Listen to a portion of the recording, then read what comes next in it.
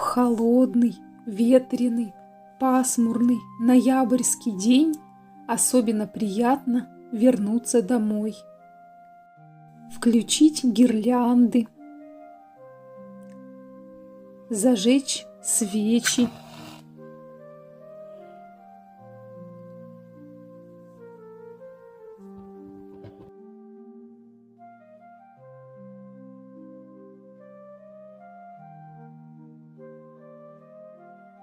ощутить согревающее тепло дома.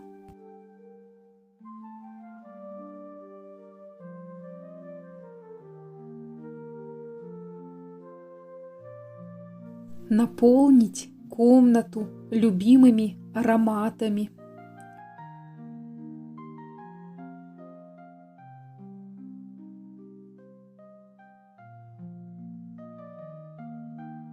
Создать уют.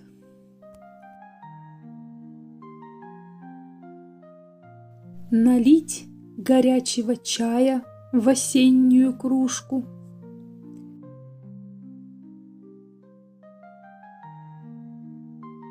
Достать любимую конфетку и погрузиться в неспешное чтение. Это может быть уютная и вдохновляющая история о том, как героиня книги воплотила в жизнь свою мечту и стала владелицей книжного магазина.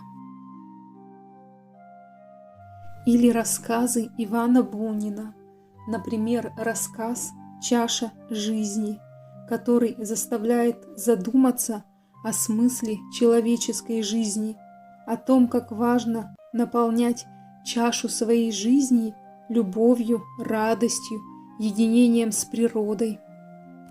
Или достать с полки букинистическое издание с произведениями Федора Михайловича Достоевского, которому 11 ноября исполнилось 204 года со дня рождения, и перечитать его повести «Бедные люди», «Белые ночи», погрузиться в изображенный писателем Петербург, перечитать или познакомиться с повестью «Неточка Незваного», а может быть, этими ноябрьскими вечерами открыть заново для себя один из главных романов русской литературы «Братья Карамазовы»,